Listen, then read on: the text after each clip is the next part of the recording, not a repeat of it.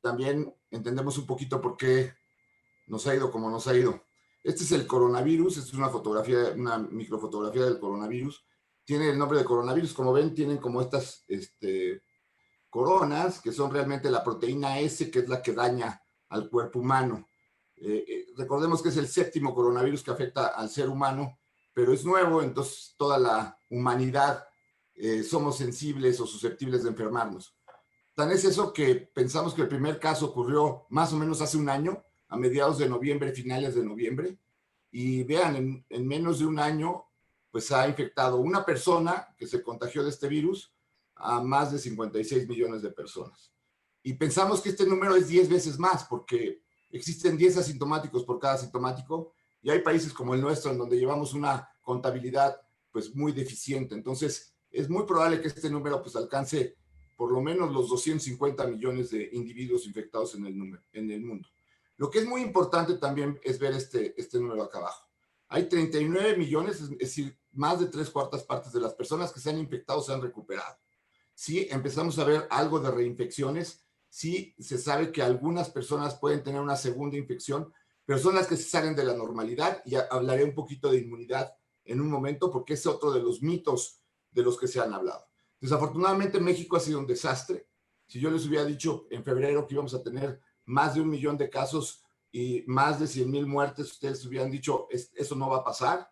Y la realidad es que no tenemos 1 millón de casos, tenemos muchísimos más, porque la cantidad de pruebas que se hace es verdaderamente baja. Somos el país 158 del mundo en pruebas por millón de habitantes. Belice, Guatemala, Bolivia, todos estos países hacen más pruebas que nosotros.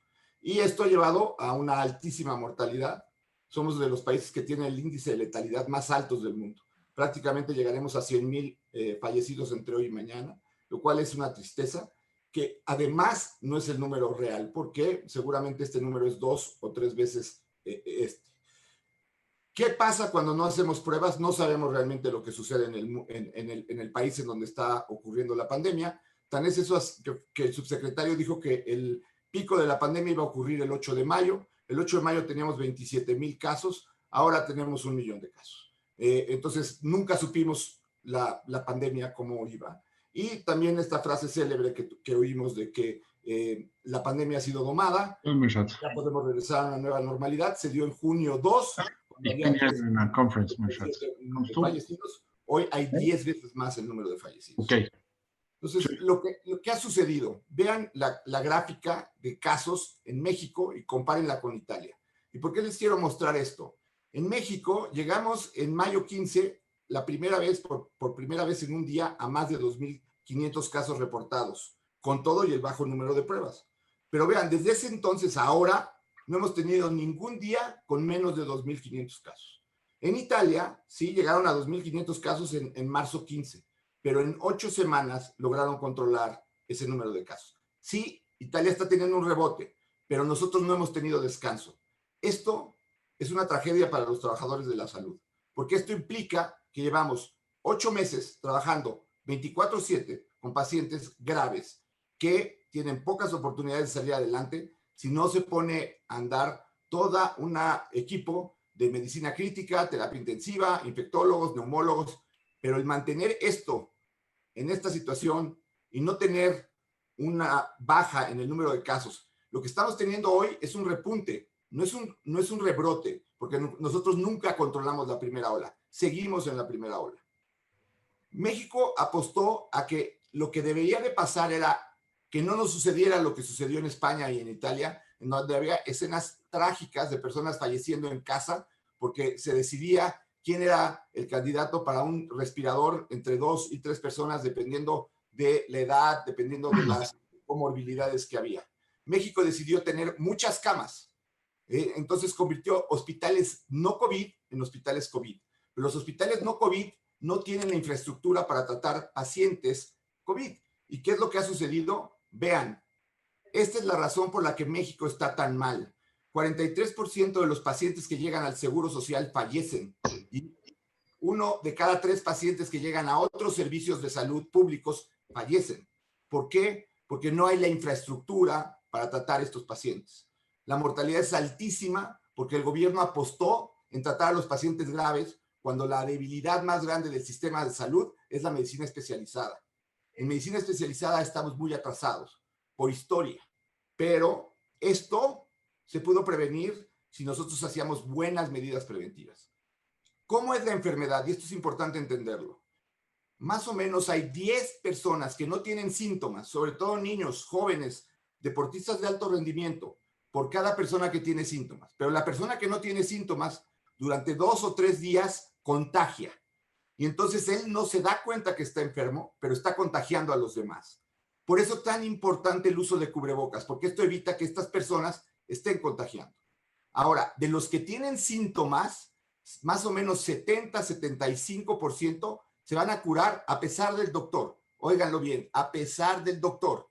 Entonces, si yo a ellos les doy un jugo de manzana con 3 gotitas de una sustancia que yo digo que es buenísima para curar, tengo 75% de chances de que esa sustancia buenísima para curar sea efectiva. Y si esa sustancia además le doblo o le triplico el precio, lo hago más interesante para el paciente que se va a curar independientemente. Los que se van a enfermar son los que van a tener casos más severos y esos son los que requieren un hospital y los que requieren terapias intensivas y algunos de ellos van a fallecer. La idea es que fueran la menor cantidad de personas sintomáticas y la menor cantidad de casos severos, pero eso no se ha logrado. Si entendemos esta gráfica, entendemos cuáles son las medidas preventivas. El virus es totalmente respiratorio. Se transmite al hablar, al gritar, al cantar, al reír, al estornudar, al toser, a través de esas gotitas de secreción respiratoria que salen de nuestra boca y de nuestra nariz.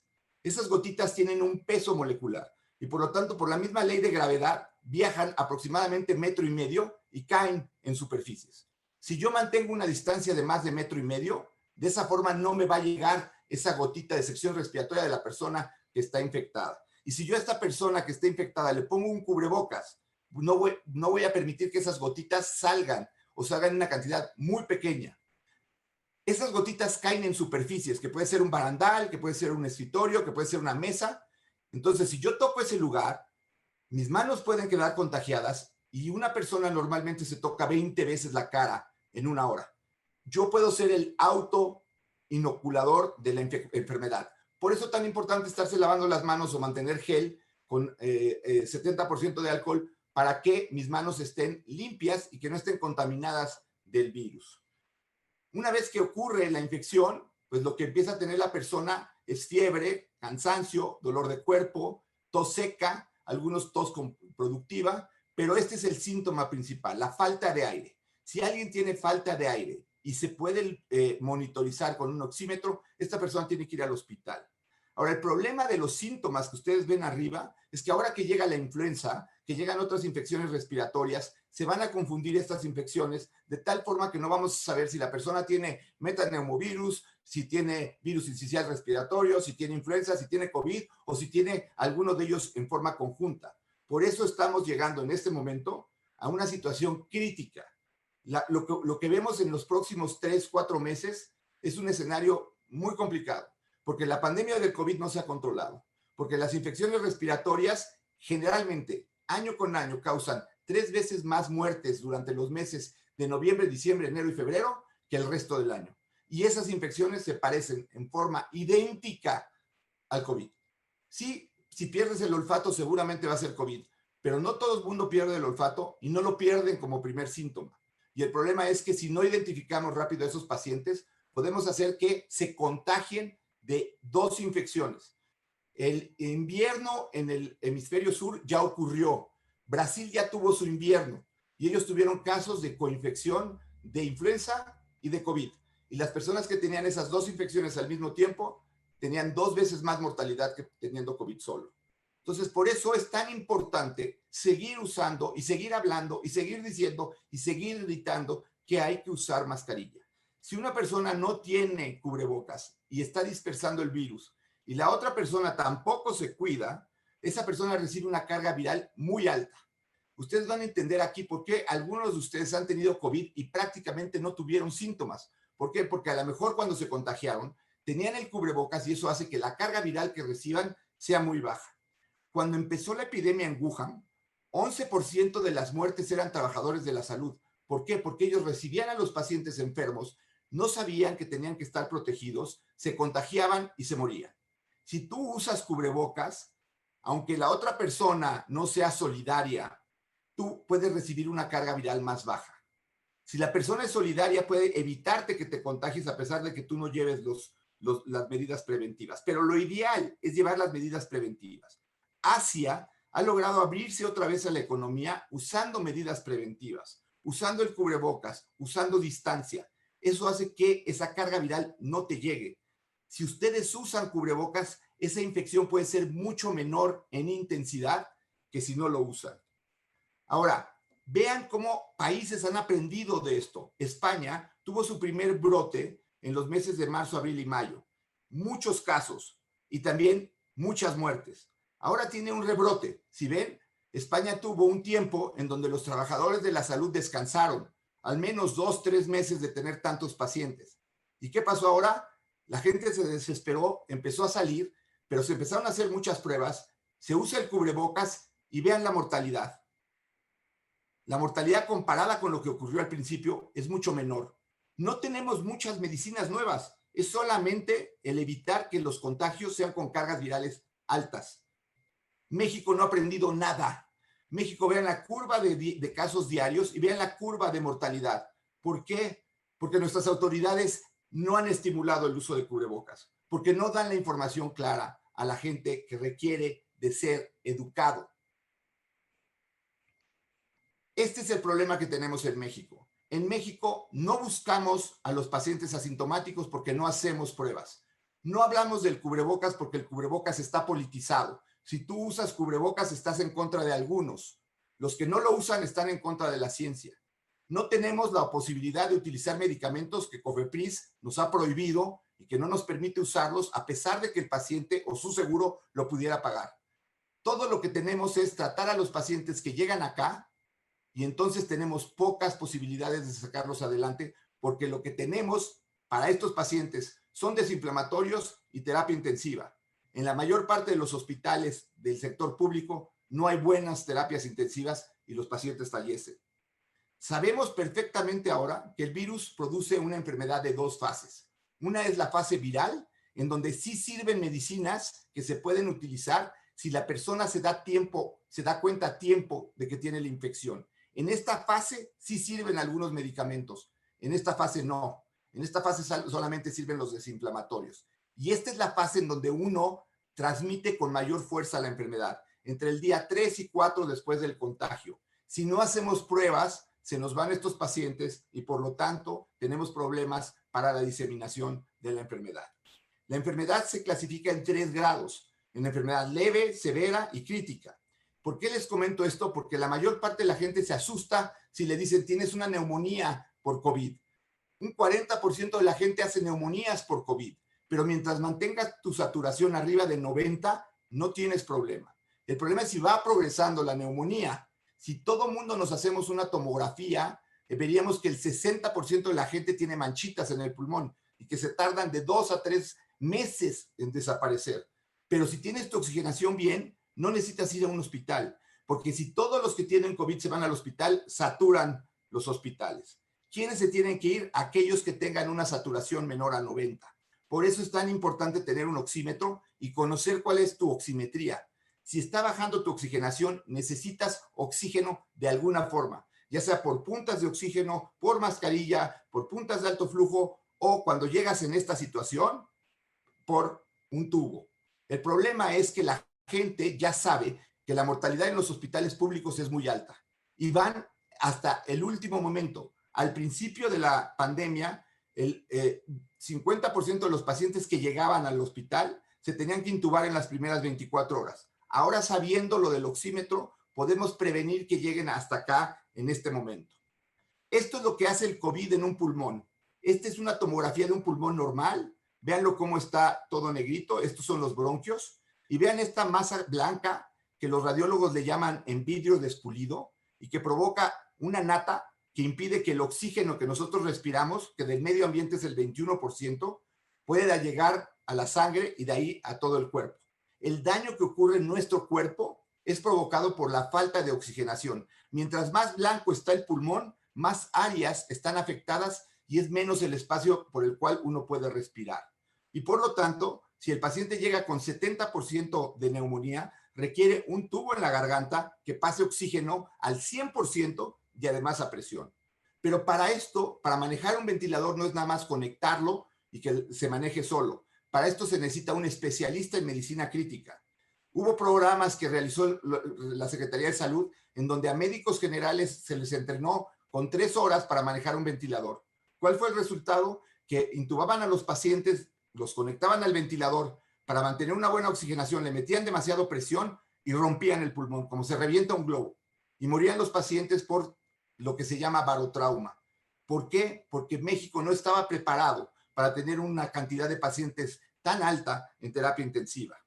¿Qué características tienen los pacientes mexicanos con COVID? ¿Cuáles son los que se tienen que preocupar? Este es el reporte de los primeros 50 casos que tuvimos aquí en el ABC. Está publicado en una revista internacional. La edad está relacionada con gravedad. A mayor edad, mayor gravedad. El cohorte parece ser 60 años y aumenta a los 70 y aumenta cada 10 años. También los hombres tenemos más posibilidades de tener problema que las mujeres. En este momento tenemos 5 hombres internados por cada mujer y esto es por cuestiones de receptores de presión arterial. Como ustedes recuerdan, la mayor parte de las mujeres se quejan de tener la presión baja, pues ya no se deben de quejar nunca más, porque eso ha sido el factor que más les ha ayudado para que la enfermedad no se agrave en ellas. Pero la verdadera lastra de México ha sido la obesidad. El 83% de los pacientes que han ingresado al hospital, más de 800 pacientes que han ingresado al hospital, o son obesos o tienen sobrepeso. A mayor obesidad, mayor riesgo. Tenemos pacientes de 30, de 25 años, uno que ha estado intubado porque tiene 130, 120 kilos de peso. Y eso realmente ha afectado a el manejo de la pandemia en México. Ahora, ¿qué pasa si tú llegas tarde al hospital? ¿Qué pasa si tú no acudes al hospital cuando te está bajando la oxigenación? Si tú llegas temprano, te podemos dar desinflamatorio, pasas 7 días en el hospital y sales adelante. Si llegas ya cuando se necesita intubar, la estancia es al menos de 3 semanas, la mortalidad aumenta y además ocupas un ventilador. Imagínense que hay hospitales no COVID que hicieron COVID en el sector salud, que tienen 300 camas y tienen 10 ventiladores. Aquí en el ABC tuvimos muchas veces que cerrar el hospital, a pesar de no tener el 100% de camas ocupadas, porque se nos estaban acabando los ventiladores. Y si un paciente se ponía mal en la noche, tenías que tener la manera de rescatarlo. De otra forma, el paciente se muere en el hospital, como sucede en los hospitales públicos. Ahorita en el ABC, este es el último censo, hemos atendido a 1,114 pacientes. Hemos dado de alta a 1,068. Somos el único hospital que firmó con el gobierno un pacto para atender pacientes del sector salud, porque según la Secretaría de Salud, nosotros tenemos un índice de mortalidad 10 veces menor que el Seguro Social, porque vemos puro paciente bien nutrido y puro paciente bien económicamente. Pues déjenme decirles que de estos 75 pacientes del sector salud tienen una mortalidad menor que los que tienen en forma privada del ABC. ¿Por qué? Porque son pacientes más jóvenes, porque en ellos la obesidad era el mayor problema. Ustedes saben que muchos de los pacientes que acuden al ABC son pacientes mayores y por lo tanto pues tenían desventajas. Hemos tenido 412 pacientes intubados con una mortalidad del 7%. En el Seguro Social la mortalidad en paciente intubado es del 80%. Y sí, a pesar de eso, hemos tenido 57 pacientes que han fallecido. En este momento tenemos 46 pacientes ingresados. Tenemos 50 camas, pero ya nada más nos quedan 2 ventiladores. No podemos ingresar más pacientes. ¿Por qué? Porque si algún paciente de estos necesita un ventilador, tenemos que ser capaces de dárselo y no que se mueran porque no tienen la posibilidad de ser rescatados. Y hemos creado esto que se llama área gris, un área en donde llegan pacientes con infecciones respiratorias que aún no tienen diagnóstico y que no podemos subir a un paciente COVID a un área no COVID, porque entonces vas a contagiar a los pacientes de esa área. Y si por otro lado el paciente no tiene COVID y lo subes a un área COVID, lo vas a contagiar de COVID. Y como ya les dije, si les da influenza y les da COVID, la mortalidad aumenta 2 veces. Lo que hemos sufrido los trabajadores de la salud es aterrador. Es aterrador porque es una enfermedad que da miedo. Nos da miedo a nosotros enfermarnos. Yo soy un paciente de 55 años. Tengo cáncer de próstata. Soy una persona de alto riesgo para tener un problema y fallecer por esta enfermedad. Pero así como yo, hay muchos que hemos tenido que estar aquí dando la batalla. Y afortunadamente yo trabajo en un hospital que me ha brindado todo el equipo de protección necesario. Pero en México, en muchos hospitales no se hizo. Y ustedes hicieron donaciones a muchos hospitales que ayudaron a que este número no sea mayor. Pero es una vergüenza, no hay de otra forma de decirlo, que seamos el país número 1 en muertes de trabajadores de la salud. ¿Todo por qué? Porque México no planeó tener equipo de protección de salud. México vendió en febrero equipo de protección de salud a China. Y cuando se presentó la pandemia en México, tuvimos que recomprar ese equipo y llegó a mediados de abril, principios de mayo, ya que llevábamos mes y medio de pandemia.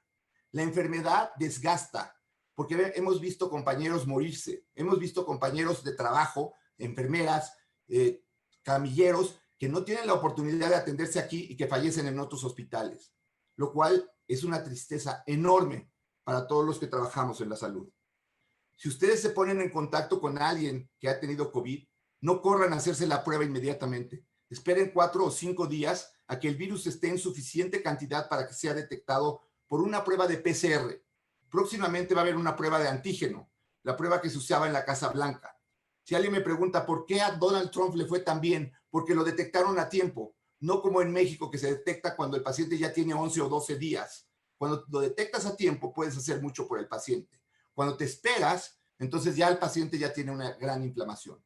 Las pruebas rápidas no son útiles porque miden anticuerpos y vean, los anticuerpos se elevan por ahí del día 10, 11. El paciente ya contagió a los que están a su alrededor y no todo mundo eleva anticuerpos. Si se van a hacer una prueba, háganse la prueba molesta del PCR. Y este es un mensaje muy importante para todos ustedes. Si ustedes resultan positivos de PCR para COVID, a los 14 días son libres. El virus no dura más de 14 días en una persona. No se hagan segundas pruebas. Hay personas que duran hasta 90 días eliminando fracciones del virus, porque lo que mide esta prueba son fragmentos virales, no el virus completo. Y por eso se generan esta sensación de nuevas infecciones.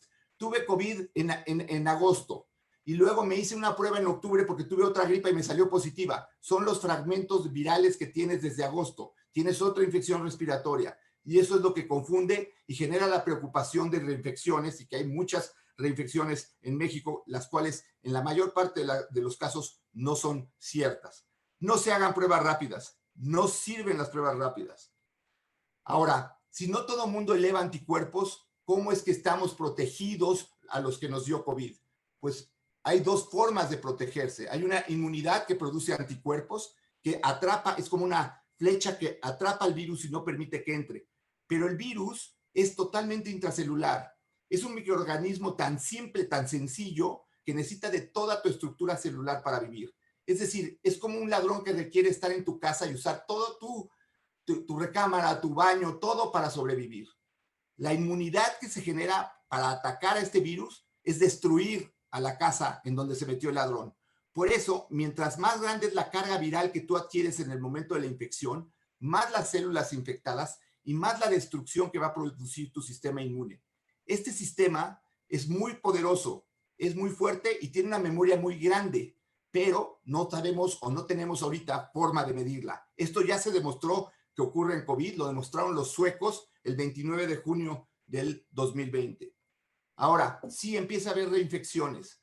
El primer caso y el mejor documentado es el de Hong Kong, que en marzo tuvo COVID y que después en agosto, después de regresar de un viaje de España, le tomaron una muestra y volvió a salir positivo. Y lograron cultivar el virus e identificaron que el virus era un poquitito diferente del primero. Pero el paciente fue totalmente asintomático, no tuvo ningún síntoma. Solamente ha habido un caso bien documentado en Nevada de una persona que se enfermó y en el segundo evento tuvo un cuadro más serio. Pero cuando tienes 50 millones de infectados en el mundo, va a haber aquellos que se salen de la norma. Así hay un paciente de 104 años que tuvo una evolución totalmente normal. No quiere decir que todos los de 104 años van a tener una evolución totalmente normal.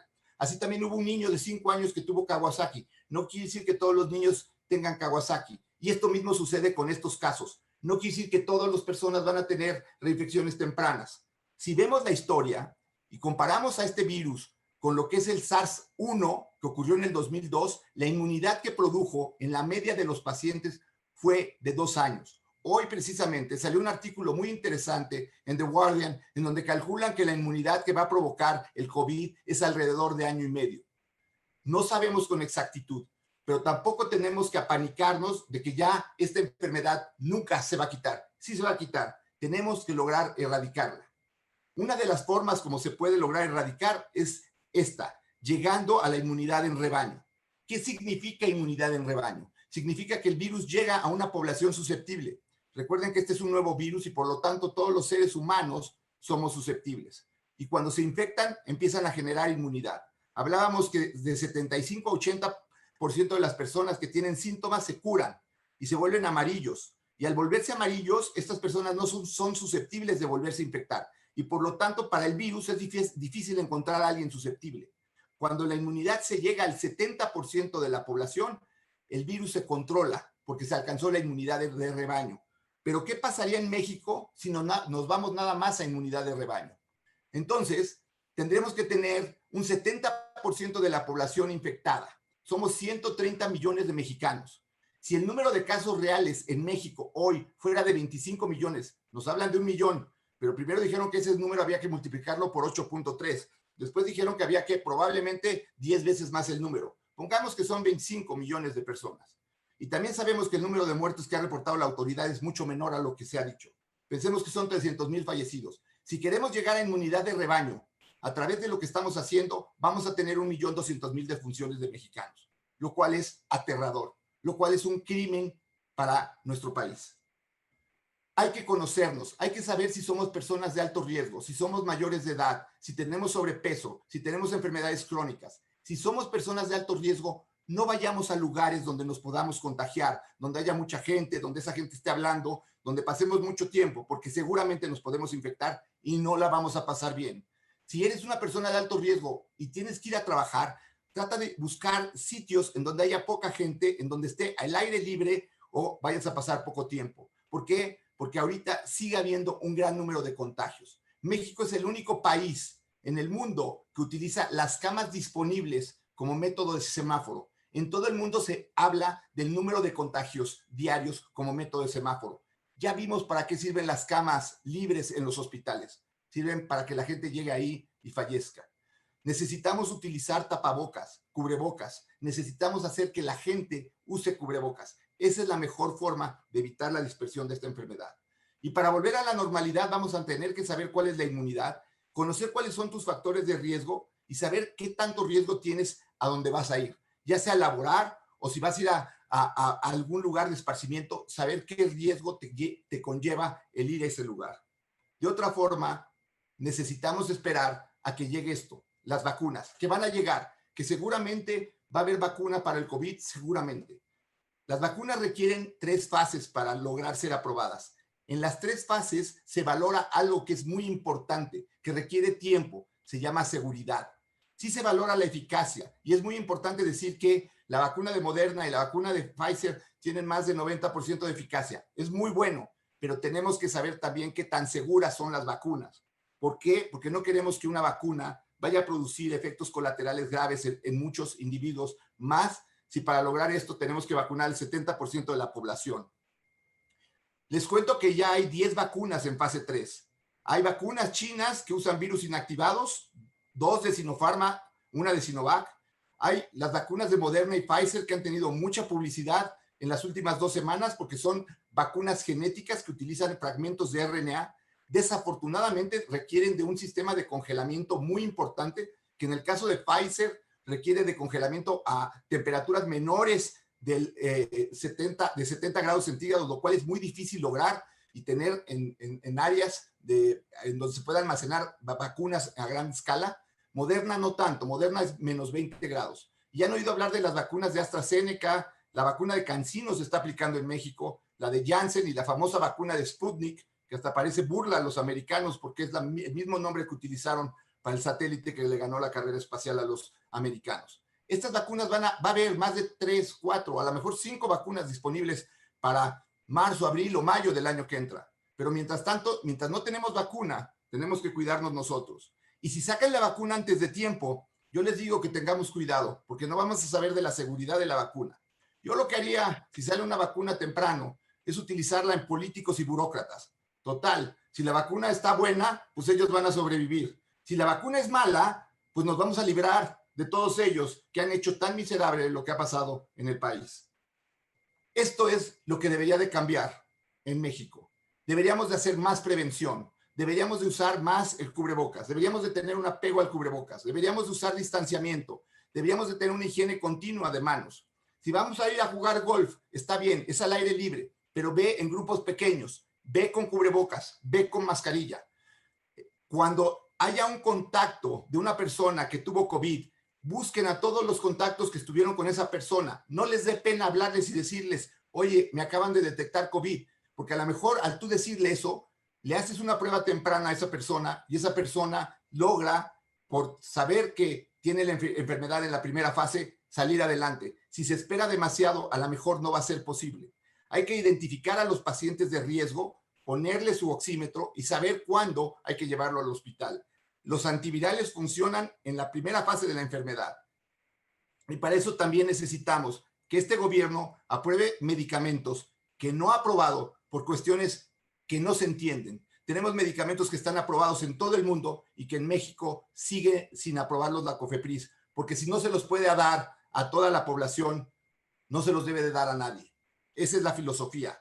Eso es lo que nos está llevando a esta catástrofe de la cual todavía estamos inmersos y faltan unos cuantos meses.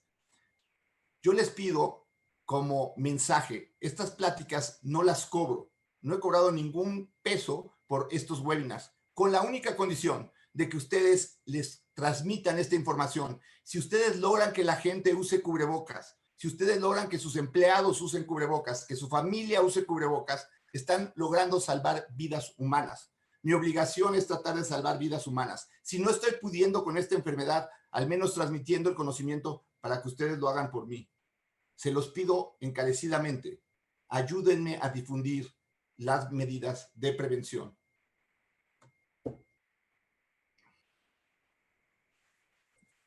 Francisco, muchísimas gracias. Nos iluminaste.